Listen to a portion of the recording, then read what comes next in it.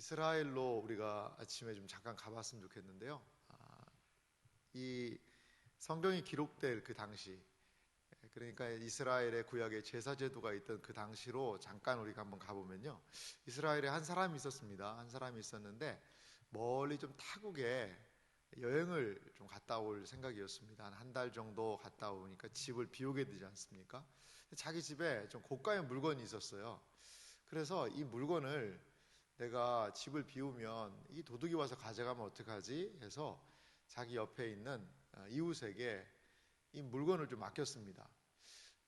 그 사람에게 말하면서 이게 한 돈 1,000만 원짜리 가치가 있는 물건인데 뭐 다른 거는 뭐 그렇다 치더라도 요거는 좀 중요하니까 좀 맡아줬으면 좋겠다. 내가 한 달 뒤에 와서 이 물건을 좀 다시 가져갈게요 라고 이야기를 하고 여행을 다녀왔습니다. 그러니까 옆에 사람도 뭐 그렇게 하라고 이야기를 했죠. 그래서 너무나 고마워서 선물까지 준비해 가지고 왔더니 이제 그 옆 사람이 물건을 가지러 갔는데 자기한테 물건을 맡긴 적이 없다는 거예요. 그러니까 너무 황당하지 않습니까? 아니, 내가 한 달 전에 여행 간다고 물건을 줬는데 이게 맡긴 게 없다니 그게 무슨 말이냐? 내가 물건 주라. 그랬더니 없다는 거예요. 그런 적이 없다는 겁니다. 오리발을 내미는 거죠. 뭐 어떤 증서를 쓴 것도 아니고 뭐 증인을 세웠다 한 것도 아니고 참 난처한 상황이 됐습니다. 그러고 있는 와중에 이 전전긍긍하면서 계속 언쟁만 왔다 갔다 했죠. 그러는 와중에 그 물건을 맞춰줬던 그 이웃 사람 그 부인이 너무 양심에 찔린 거죠. 자기 남편이 하는 행동이. 그래서 자기 남편을 설득한 끝에 자기 죄를 실토하게 하고 그 물건을 돌려주게 되는 사건이 있었다고 그래요. 그래서 1,000만 원짜리 물건을 이제 돌려주는데 그냥 줄 수 있을까요? 아니죠. 오늘 그것을 위해서 바로 속건제가 등장하는 겁니다. 그 물건 그대로 돌려주고 그게 1,000만 원짜리였는데 거기다가 200만 원을 더 얹어서 올려줘야 되는 겁니다. 200만 원을 5분의 1을 20%를 더 얹어줘서 1,000만 원짜리 물건을 주고 200만 원의 현금적인 가치든 물건이든 더 주고 그 다음에 그 잘못한 이웃이 해야 되는 행동이 있는데 그것은 바로 속건 제사를 드리는 겁니다. 양 중에 흠없는 숫양을 한 마리 끌어다가 제사장 앞에서 자신의 죄를 뉘우치고 내가 다른 사람의 물건에 좀 욕심이 생겨서 이렇게 잘못을 범했습니다 라고 그에게 고한 이후에 그 숫양 한 마리를 제물로 드려서 속건제를 드렸다라는 그러한 이야기가 있습니다. 사람들 사이에 여러분 형사적인 사건이 더 많을까요? 민사적인 사건이 많을까요? 물론 뭐 형사건도 많아 보입니다만 보이지 않는 민사에 대한 그 소송은 더 많은 것 같아요. 엄청나게 민사의 소송이 많습니다. 물건에 대한 그런 부분 말이죠. 5대 제사는요, 단순히 제사가 뭐 하나님께 뭔가 바치기 싫은 것으로 강제로 억지로 막 바치게 하는 그러한 부분만은 아닙니다. 그 안을 자세히 살펴보면 하나님과의 관계적인 측면과 더불어서 우리의 이웃과의 관계의 좋은 법칙을 제공하고 있다는 거죠. 그래서 이 5대 제사가 하나님의 말씀이 시키는 대로 해나가면 그 사회의 질서가 확립되게 되어 있다는 겁니다. 하나님께서는 이 세상에 많은 사람들을 살고 그냥 네 본성대로 살아라 라고 이야기하지 않으세요. 그들의 그 마음의 부패한 본성을 알기에 적절한 제재가 필요하다는 것을 알고 계시는 거죠. 사회가 온전하게 이루어지기 위해서는 서로 함께 지켜야 되는 룰이 있다는 것을 알려주시고 그것을 이 5대 제사의 정신 안에 포함시켜 놓으셨다라는 겁니다. 오늘 레위기 5장 14절 말씀부터 보면은요, 여호와께서 모세에게 말씀하여 이르시되, 이 레위기만큼 하나님께서 직접 말씀하신 내용이 많은 그런 책이 없습니다. 레위기에는 다른 성경보다도 가장 많이 여호와께서 모세에게 말씀하시되 하나님의 직접적인 말씀이 가득한 것이 레위기입니다. 속건제는요, 비단 인간과의, 제가 예로 들었던 인간과의 관계에서만 드린 것은 아닙니다. 15절은요, 누구든지 여호와의 성물에 대하여 부지중에 범죄하였으면 으로 시작하고 있죠. 성물이라는 게 있는데요, 성물은 엄밀한 의미로 말하면 성전 안에서, 성막 안에서 쓰이는 모든 물건이겠죠. 그 성물에 대하여서 범죄를 한다, 이런 표현이 있습니다. 이 성물에 대해서 범죄한다는 것의 구체적인 예를 성경에서 찾기가 쉽지는 않지만 해서는 안 되는 행동, 성물을 만져서는 안 되는데 만진다던가 하는 그런 부분이죠. 우시야 왕 같은 경우 그랬거든요.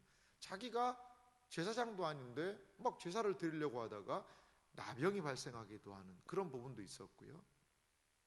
이 다윗의 군대 장관이었죠. 요압 같은 경우도 이 제단의 뿔을 잡습니다. 그런 죄를 범하기도 합니다. 물론 바로 죽임을 당하기도 하는 그런 부분이 있었죠. 근데 이 성물의 범위는 비단 성전 안에 있는 기명과 기물에만 속한 것은 아니다라고 이야기를 해요. 하나님께 바쳐질 것, 그걸 고르반이라고 이야기했는데요, 그 하나님께 바쳐질 것에 대해서도 개인이 빼돌리는 것, 그것도 여호와의 성물을 범한 거라는 거죠. 쉽게 얘기하면 11조로 하나님께 드려야 되는데 그것의 일부를 자기가 착복했다, 그것도 성물을 범한 것으로 보았던 것 같아요. 이렇게 하나님과의 관계에서 하나님의 것을 하나님의 것으로 인정하고 해야 되는데, 또한 잘못 부지 중에 이러한 여러 가지 부분들을 포함해서 속건제를 드렸다는 거죠. 15절을 조금 더 뒷부분 읽어보면요, 여호와께 속건제를 드리되 내가 지정한 가치를 따라 성소의 세겔로 몇 세겔 은에 상당한 흠 없는 수량을 양떼 중에서 끌어다가 속건제로 드려서, 여기 이제 흠 없는 수량을 양떼 중에 끌어다가 속건제로 드리라, 이러한 그런 부분이 있습니다. 이 바로 앞에 있던 속죄제 같은 경우에는요, 좀 차등이 있습니다. 자신의 죄가 용서받는 거에는 차등이 좀 있어요. 이건 도덕적인 죄, 하나님 앞에서의 윤리적인 죄, 그런 죄들이거든요. 그 죄가 용서받는 데는요, 제사장이 드리는 제물이 다르고요, 평민이, 지도자가, 일반 백성이, 가난한 사람이 이 제물에 차등이 있습니다. 그런데 이 속건제를 가만히 살펴보면은요, 여호와의 성물을 범해서 드린 것도 수장 한 마리, 그리고 다른 사람의 재물에, 재산에 손해를 한 것도 수량 한 마리, 가난한 사람, 부유한 사람 차등을 두지 않고 동일하게 모두 수량 한 마리를 바치라는 겁니다. 가난한 사람이라고 부자라고 더 내거나 가난한 사람이라고 덜 내게 하지 않습니다. 이것을 보면 어떤 의미를 알 수 있냐면, 이 이스라엘 공동체 안에서 다른 사람의 물건이나 재물에 손해를 끼친 것은 아주 엄격하게 이 사회가 엄격하게 책임을 물었던 것을 볼 수가 있습니다. 엄격하게 말이죠. 그러니까 다른 사람의 재산에 대해서 손해를 끼치면 안 된다는 겁니다. 무조건 수량을 배상을 하고, 그리고 무조건 수량입니다. 이건 저는 돈이 없으니까 비둘기로 하면 안 됩니까? 안 됩니다. 곡식으로 하면 안 되나요? 안 됩니다. 무조건 수량 한 마리를 드려야 하는 것이죠. 누구나 다른 사람의 재산에, 여호와의 성물에 죄를 범하게 되면 이렇게 배상의 제사, 속건 제사를 동일하게 드려야 한다는 겁니다. 이것은 그 당시의 사회의 참 중요한 모습 아니겠습니까? 다른 사람의 재산이 보호되고 인정되는 것, 그것에 대한 가치를 우리에게 보여주고 있습니다. 6장의 내용을 보면 이제 5장이 하나님의 말씀과 그리고 또 하나님의 성물에 관한 그런 부분이었다면 6장 2절을 보니까요, 누구든지 여호와께 신실하지 못하여 범죄하되 곧 이웃이 맡긴 물건이나 전당물을 속이거나 도둑질하거나 착취하고도 사실을 부인하거나 남의 잃은 물건을 줍고도 사실을 부인하여 거짓 맹세하는 등 사람이 이 모든 일 중에 하나라도 행하여 범죄하면 이라고 이야기하면서 다양한 인간관계 안에서의 이야기들을 진행하고 있습니다. 그렇습니다. 초두에 말씀드렸지만 5절에도 중간에 등장하죠. 본래 물건의 5분의 1을 더하여 돌려보낼 것이니 그 죄가 드러나는 날에 그 임자에게 줄 것이다. 그리고 흠없는 수량을 속건제물로 드려라 라고 이렇게 성경이 기록을 하고 있습니다. 자, 이렇게 속건제는 배상을 위한 제사다라고 우리는 생각할 수 있고요. 그리고 이러한 분명히 손해를 끼친 것에 대해서는 뭘 해야 되느냐? 배상을 하고 하나님께 제사를 드려서 그 죄 사함을 받아야 한다는 겁니다. 여러분, 예수님께서 십자가에 달려 돌아가신 그 사건을 생각해 보세요. 예수님께서 십자가에 달려 돌아가신 그 사건은요, 우리의 죄 때문에 십자가에 달려 죽으셨다라고 이야기를 해요. 그런데 예수님이 십자가에 달려 죽으신 의미를 가만히 생각해 보면 하나님께 손해를 입힌 우리들의 잘못 때문에 이 속건제의 성격이 예수님의 십자가에 강하게 있다는 겁니다. 하나님께서 우리에게 주신 시간, 하나님께서 우리에게 주신 인생의 기회, 그 모든 것들을 범죄함으로 인하여서 허비해버렸다는 거죠. 허비해버렸습니다. 하나님께서 주신 물질, 하나님께서 주신 건강, 하나님께서 우리에게 주신 그 모든 것들에 대하여 너무나도 범죄함으로 허비해버렸고, 그것에 대하여 예수 그리스도께서는 십자가에서 죽으셨다는 거죠. 너무나도 많은 인생이 아담부터 보자면 아담에게 하나님께서 주신 은혜가 얼마나 커요? 능력이 얼마나 많습니까? 하나님이 주신 겁니다. 근데 그 모든 것들로 범죄하고 나니까 하나님께 얼마나 손해가 발생했을까요? 하나님의 말씀을 기억하고 하나님의 말씀대로 순종하고 살았더라면 하나님의 선한 은혜의 역사가 얼마나 풍성하게 드러났을까요? 인류는 하나님께 전적인 손해를 끼쳐버렸다는 겁니다. 예수 그리스도의 십자가, 거기에서 우리가 죄의 사함을 받았지만 속건제는 우리에게 분명하게 보여주는 것이 있습니다. 하나님께 손해를 끼친 모든 것, 예수 그리스도께서 십자가에서 그 모든 손해의 값을 지불하셨다라는 겁니다. 사랑하는 성도 여러분, 하나님께서 우리에게 주신 은혜가 있습니다. 그런데 그 은혜와 우리에게 주신 그 모든 것들을 우리는 얼마나 어떻게 잘 사용하고 있는지를 좀 살펴볼 필요가 있습니다. 속건제는 우리에게 도전하고 있습니다. 하나님께 손해를 끼치지 말라는 겁니다. 내 이웃에게 손해를 끼치지 말라는 겁니다. 속건제는 어떤 측면에서 소극적일 수 있어요. 적극적으로 이야기하자면 그것을 하나님을 뜨겁게 사랑하는 삶을 이야기할 수 있을 거예요. 이웃을 뜨겁게 사랑하는 삶을 이야기할 수 있을 거예요.